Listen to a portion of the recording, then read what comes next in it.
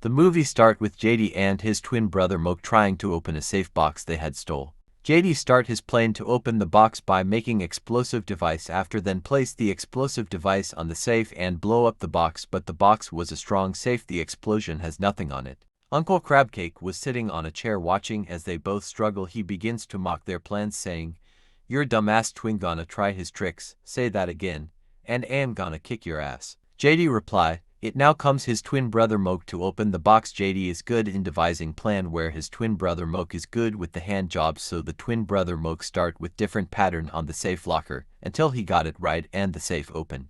They succeed on 35 box of cash. They walk to their relatives in the house to show them what they got from 2 box, after Moke went to help grandma with cooking in the kitchen. Moving to the next scene, Jady and Moke have grown and sitting in a van talking about their robbery as their last robbery and how their mother left them when they were young. They left the van to the house to rob. Inside the house was a safe locker. First Jady tried to open to it, then Moke moved him aside and managed to open the locker. Jade then instruct Moke to go start the van. As Moke left for the van, a security man cut Jady, asking Jady to turn around with his hand on the air. Then Moke came behind and knocked him down. They both tried to run. Jady in front, they both run, but they got confronted by the police. So Jady was arrested and Moke escaped. Moving on, 5 years passed and Jady spent them in prison. He then had a deal with one of the prison guard to free him. With the influence of the guard father, he can be released from prison. Farful father is a judge in a court, so Jady made a deal to bring Officer Farful the stolen emeralds in exchange. Officer Farful reminded Jady of his place and not to play games with him. "For just a phone call you will be here," Officer Farful threatened, pushing Jady on the wall. He then put a phone into Jady's basket. "I will keep you in touch." Moving to the next scene, Moke was sitting with his boss. The boss informed Moke to stop working. Moke fight surprise hearing this from his boss. Moke and his wife were having planned to host family party and making arrangement involving money toward the coming baby. His wife is pregnant and expecting a baby. Moke then leaving Jady tells him to find new partner. Shifting from that scene, Moke had his doorbell ringing. It was his mother and father-in-law, both came for visit. Next scene was a family gathering outside the compound. They were having good time discussing with each other and Jady went into the house to the fridge to grab some drink, and as he was about closing the fridge, he then saw Avery standing behind. So Avery and Jady went back of the house. With no people, they began smoking. With Jady trying new things, the smell of the smoke reaches where Moke and his father-in-law are discussing. Moke and his father-in-law trace it to see Jady and Avery as they are smoking. Moke pursued Jady until catches him. Moke's wife Abby saw them as they both fall to the ground struggling over each other, and she begins spraying water on them. In the next scene, Jady went back to his room. Reaching there, he saw the phone. Officer Farful just got a message saying, "Did you meet the monkey?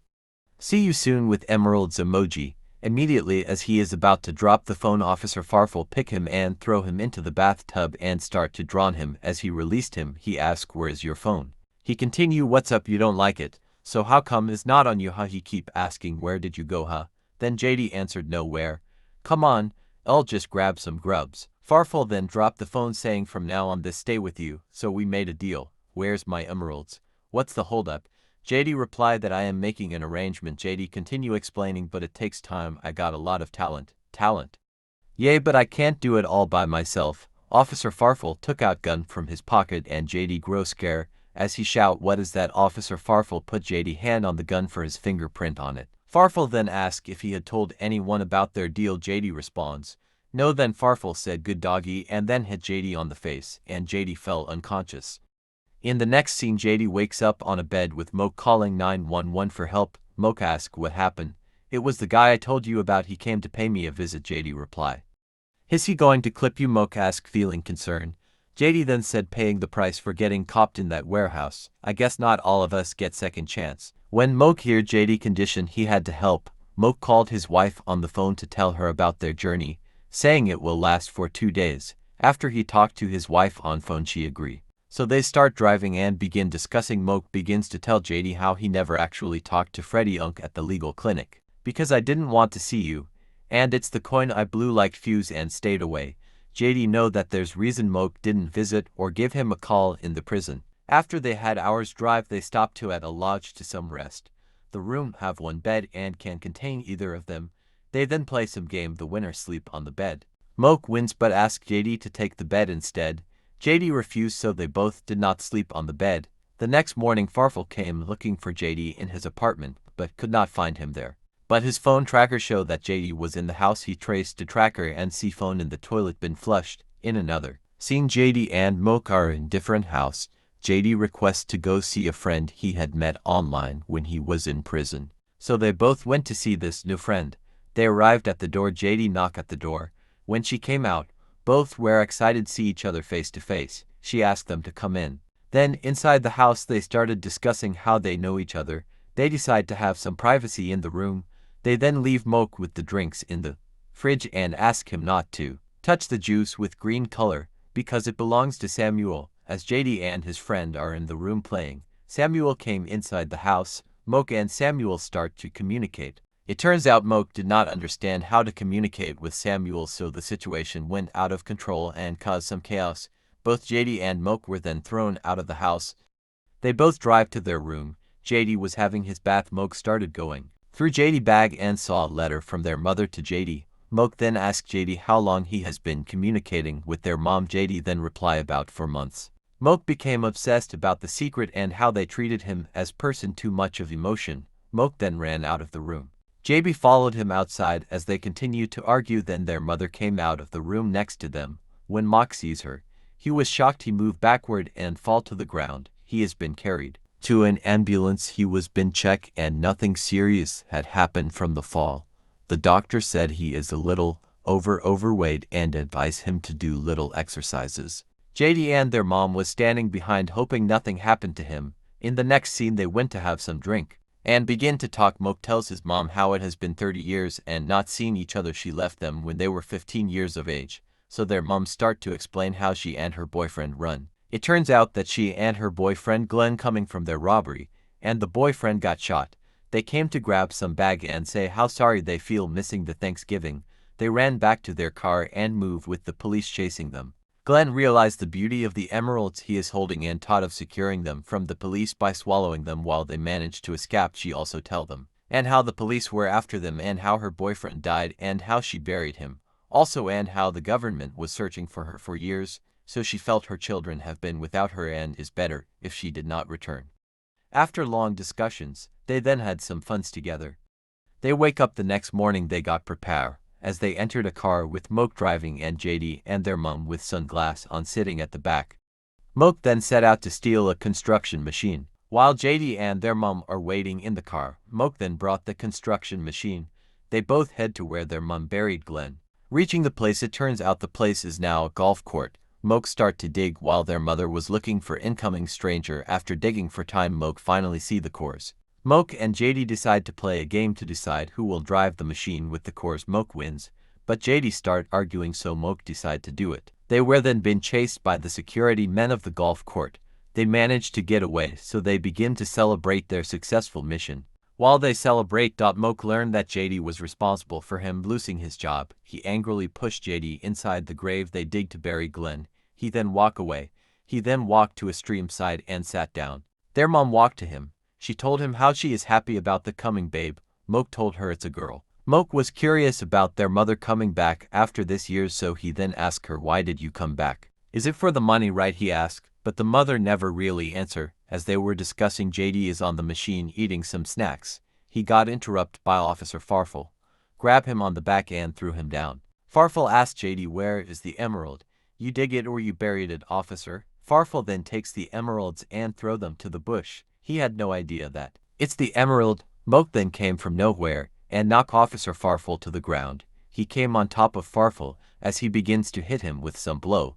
He then missed one of his blow and hits the ground. Officer Farful used that opportunity to put gun on his head and make him knee. Their mom came and picked the emerald on the floor. Farful point gun on the boys, telling her to give the emerald, but instead she refused and ran with the emeralds. Jady, Farful and Moke start to run after her as she run with the emerald, leaving them into a car, so she drove away. Officer Farful, Jady and Moke also got into a car to run after their mom. Farful begins telling how he got Jady fingerprint on a gun. Moke and Jady also begins to argue how Jady played him and how their mom used people to get what she want. Their arguments become outraging, with Jady hitting Farful and the car moves out of the road. They hit some wood board. Officer Farful hit his head on the stirrings, fell weak and unconscious. Moke and Jady put Farful out of the car and went after their mom. She went to a shop to sell some piece of emerald. She catched the money. On her way out she saw Moke and Jady. "How about you count us out, Mom?" Jady asked. It was a no-win situation back then. "The only shootout we had was to get the loot out," their mom replied.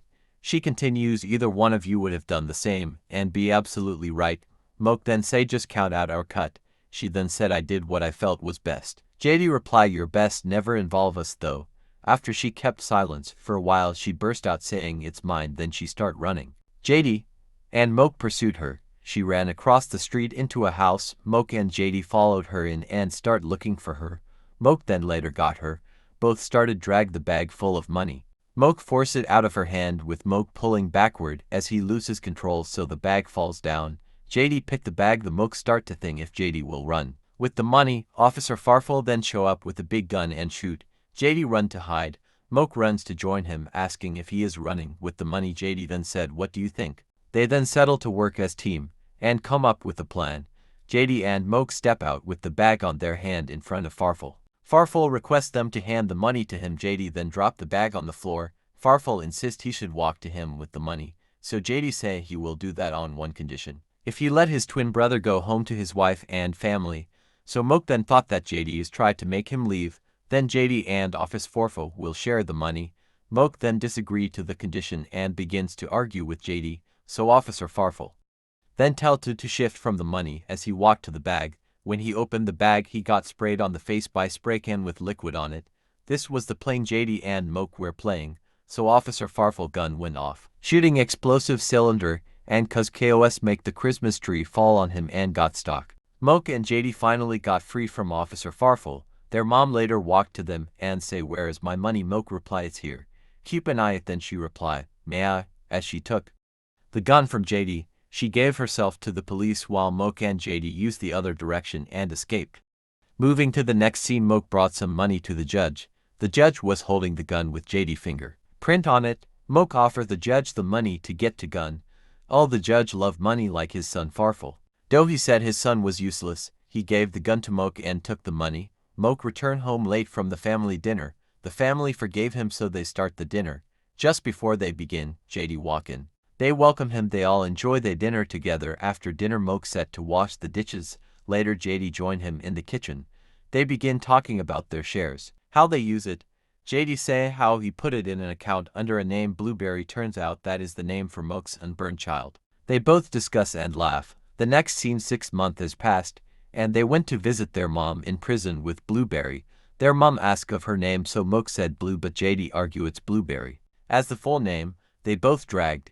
Abby asked if Moke mom will like to hold the baby, so she took the baby. After a while the prison guard asked her to go back to her cell. Her time is up. Their mom then turned the baby to Jady and walked to the cell. And in the last scene Moke asked Abby to stay in the car. He turned to Jady, say, "Can I ask you one question? What happened over there?" It turns out that while Jady took the Blueberry from their mom in the prison, she put the emeralds in Jady's hand. Moke proved smart this time, so Jady show him the emeralds their mother put in his hand. They both opened their mouth at seeing this beautiful emeralds.